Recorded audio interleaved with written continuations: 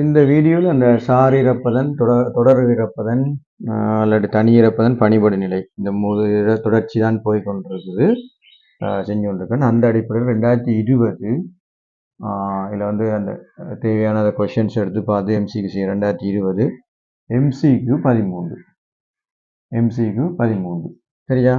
ஏன்னா அந்த கன்செப்டை விளங்குறதுக்கா சார் இறப்பதன் என்ன, தொடர் இறப்பதன் என்ன, தனி இறப்பது என்ன என்ற கான்செப்ட் பணிபடு நிலை என்றதுக்காகத்தான் இது போட்டுக்கொண்டே போகிறேன். இந்த கேள்வியை நீங்கள் ஸ்க்ரீனில் இந்த கேள்வி பார்க்கலாம். ஒரு மூடப்பட்ட கதவினால் இணைக்கப்பட்ட ஒரே வெப்பநிலையில் உள்ள A,B எனும் இரு அடுத்துள்ள அறைகளினுடைய தொடர்பு ஈரப்பதன் வந்து முறையே 60%, 90% ஆகும்.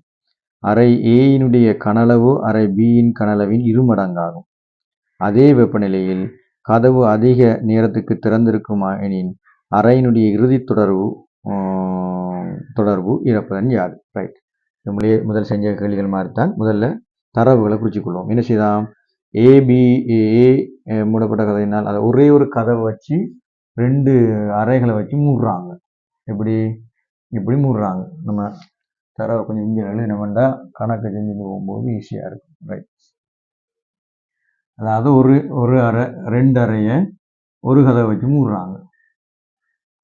வச்சு மூடுறாங்க. அப்படி இருக்கும்போது அதில் வந்து இது வந்து இது பி இருக்குது. அறைகளுடைய தொடர்பு ஈரப்பதன் வந்து சார் ஈரப்பதன் வந்து RH வந்து இதுக்கு 60% இதில் RH வந்து 90% ஆகும். அறை ஏயினுடைய கனளவு அறை பியின் கனளவின் இருமடங்கு. அறை ஏயின் கனளவு வந்து பியின் கனளவை விட இருமடங்காம். அப்போ நான் ஏயின் கனளவு வந்து பியை விட 2. அப்போ 2 வியும் 1 வியும் எடுத்திருக்கேன். திருப்பி என்ன செய்றாங்க? அதே வெப்பநிலையில் கதவு அதிக நேரத்துக்கு திறந்திருக்கும் எனின் அறையின் இறுதி தொடர்பு ஈரப்பதன் யாது? இப்போ என்ன செஞ்சிருக்கு? 2 கதவையும் திறந்துட்டாங்க. இப்போ நடந்திருக்குது 2 கதவையும் திறந்து ஏயும் பியும் சேர்ந்துட்டு. இப்போ ஏயும் பியும் என்ன சேர்ந்து இதில் RH நின்று இருக்காங்க. இவ்வளோதான் கேள்வி. இதில் மொத்த கனளவு எவ்வளவு? 3 வி. மொத்த கனளவு என்னவா இருக்குது? 3 வியா இருக்க போகுது. சரியா? ரைட். அப்போ முதல்ல எங்களுக்கு என்ன செய்யணும்? இந்த RH என்ன எங்களுக்கு தேவை? இதில் இருக்கிற நீராவியும் இதனுடைய நிரம்பலாவியும் தேவை எங்களுக்கு. ஆனால் இன்னொரு வேர்ட் சொல்லியிருக்காங்கன்னு சொல்லி சொன்னால் இதன் நிரம்பலாவி, அதாவது அதே வெப்பநிலையில் அதே கனல். அப்போ இங்கே வெப்பநிலை என்ன செஞ்சிருக்குது? இதில் உள்ள வெப்பநிலை தான் இங்கே ஒரு வெப்பநிலையாக இருக்க போகுது. இதில் உள்ள வெப்பநிலை தான் இருப்பதன் என்ற கனளவு அதே வெப்பநிலையில் ஒரே வெப்பநிலையில் உள்ளது. அப்போ இந்த டி எல்லாமே ஒரே வெப்பநிலை மட்டும் மாறலை. அப்போ வெப்பநிலை மாறலைன்னா இங்கே இருக்கிற நிரம்பலாவி இங்கே இருக்கிற நிரம்பலாவி தான் இதுக்குள்ளேயும் இருக்கிற நிரம்பலாவியாக இருக்கும். இப்போ இதில் உள்ள நிரம்பலாவி எடுத்த வேண்டாம், அந்த நிரம்பலாவி தான் இதுக்கு இருக்கும். சரிதானே? ஆனால் நிரம்பலாவி எடுக்கும்போது என்ன பிரச்சனை வரும்னு சொன்னால் இது 2 வீக்குரிய நிரம்பலாவி, இது 3 வீக்குரிய நிரம்பலாவி. அப்போ நாம் இதை எடுத்தோம்னா ஈஸியாக 3ஆல் பிரிக்கி விட்டோம்னா இதுக்குரிய நிரம்பலாவி இது வரும். சரியா? ரைட். அப்போ முதலாவது என்ன செய்யணும்னு சொன்னால் இதில் இருக்கிற நிரம்பலாவி எவ்வளோ வந்து முதலாக கணிப்போம். சரிதானே? இதில் உள்ள அதாவது பி அறையின் படி சரிதானே டி வெப்பநிலையின் நிரம்பலாவி திணிவு. ஏன் எடுத்து நான் இங்கே என்ன பிரச்சனைன்னு சொன்னால் இதை கணிக்கணும்னா எங்களுக்கு இதெல்லாம் தேவை. RH வந்து இதுக்குள்ளே இருக்கிற நீராவி, அதாவது இதுக்குள்ள நீராவி என்ன? இதில் உள்ள நீராவி, இதில் உள்ள நீராவி. அப்போ MA நீராவி, MA + MB நீராவி வந்துட்டு அதுக்கப்புறம் என்ன செய்யணும்? இந்த டி வெப்பநிலையில் உள்ள நிரம்பலாவி, அதை M0 வந்து டி வெப்பநிலையை வேணும். அப்போ ஏதாவது ஒன்றுல இருந்தால் எடுக்கணும். இங்கே 100 இவ்வளவும் வேணும். அப்போ இது 2 எடுத்துடலாம் இதுக்குள்ள பெருக்கி போட்டு. ஆனால் என்ன செய்யலாம்? எங்களுக்கு இந்த டி வெப்பநிலையில் நிரம்பலா இருக்குன்னா ஒன்று எதையாவது எடுக்கணும். அப்போ நிரம்பலா வேண்டிய திணிவை நான் M0 எடுத்துனேன்னு சொன்னால் இது எப்படி கணிக்கலாம்? இது எங்களுக்கு தெரியும். இங்கே RHMN BK பாவிக்கிறேன். என்ன செய்கிறேன்? எங்களோட இதில் இருக்கிற திணிவைத்தான் நான் MBன்னு எடுத்திருக்கிறேன். கீழே நிரம்பலாவி எவ்வளவு இருக்குது?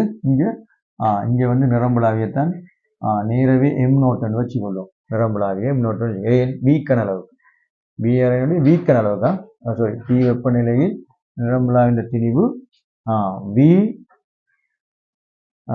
கனளவுக்கு. இது முக்கியம்.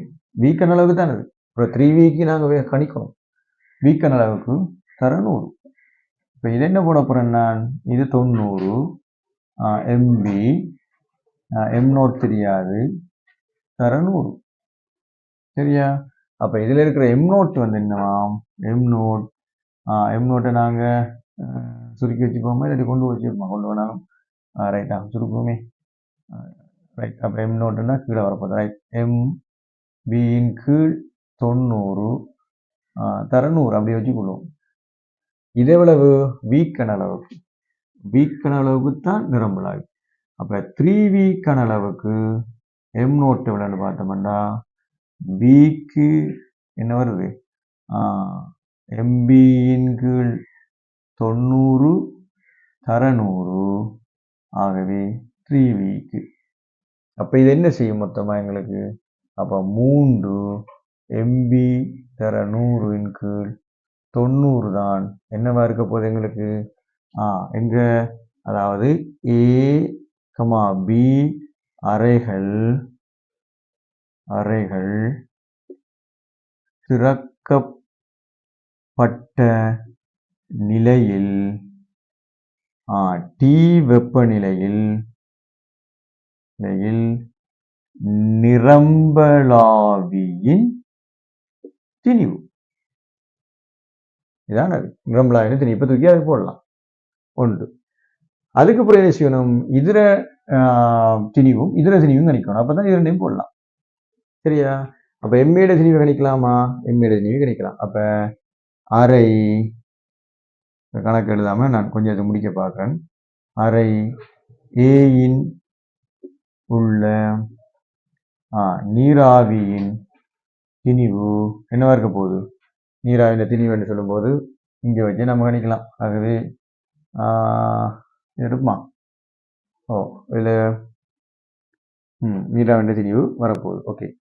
I நிறைய தீ RH சமன் MA இன் கீழ் M0 into 100. ஏக்கு என்ன போடுவோம்? 60. இதுக்கு வந்து என்ன போட்டாங்க? இதுல முக்கியமான விஷயம் இங்க இருக்கிற நிரம்பலாவின் திணிவு தான் M0 போட்டாங்க. இதுல உள்ளது நிரம்பலாவின் திணிவு வந்து அதாவது ஏக்கண்டா விக்கு வந்து எவ்வளவு, V2க்கு எவ்வளவுன்னு கணிக்கணும். இப்போ அடுத்தது முக்கியமான விஷயம், இங்க விக்கு கணிச்சம் இதண்ட வழியில இப்போ V2க்குரிய நிரம்பலாவி அளவு எழுதணும். அப்போ இது 60 சரியா? 60 தர இதை 2ஆல பெருக்கணும். இதில் எம்மெல்லாம் வெட்டுப்படும், அதை பார்த்துக்கொள்வோம். 2ஆல பெருக்கப்படும் போது 2.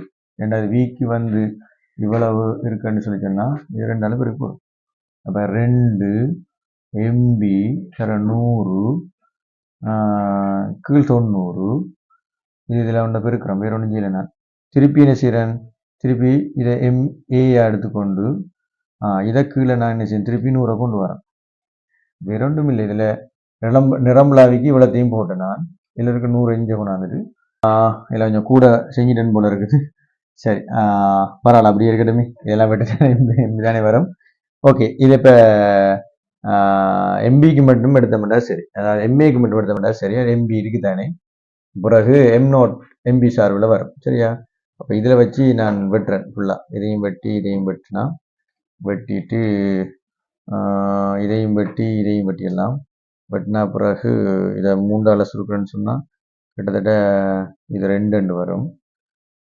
இதை 3ஆல் சுருக்குறேன்னு சொன்னால் 3 வரும். அப்போ 4 3 வரும். சரி தானே?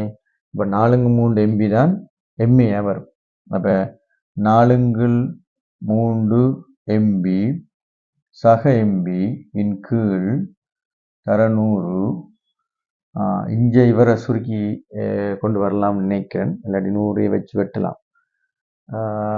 வெட்டினா இது இதையும் வெட்டுவோம். 2000 பார்க்க 3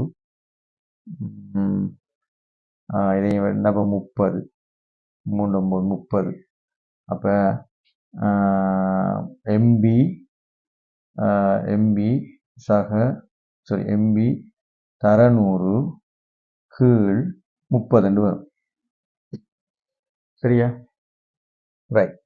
இப்போ இது ஒரு எம்பி. அப்போ இதை கூட்டணும்னு சொல்லி சொன்னால் 4 3 அப்போ 1 3 இதில் ஒரு 3 வரும். அப்போ 7 வரும்.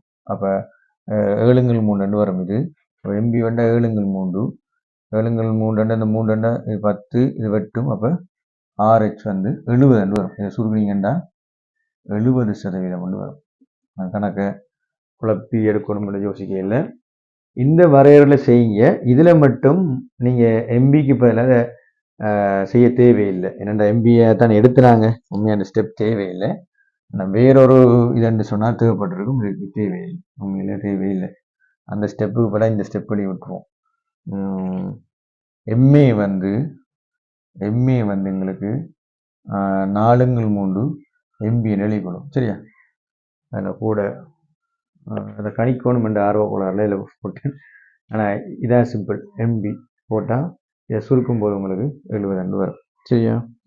அப்போ இதில் விடை எங்களுக்கு 2வது விடை வரும். இதில் விடை வரும் 2வது விடையாக வரும். இப்போ விடையை நான் உங்களுக்கு எழுதுறதுக்கு அதில் எழுதுகிறேன். விடை 2வது விடையாக இருக்கு.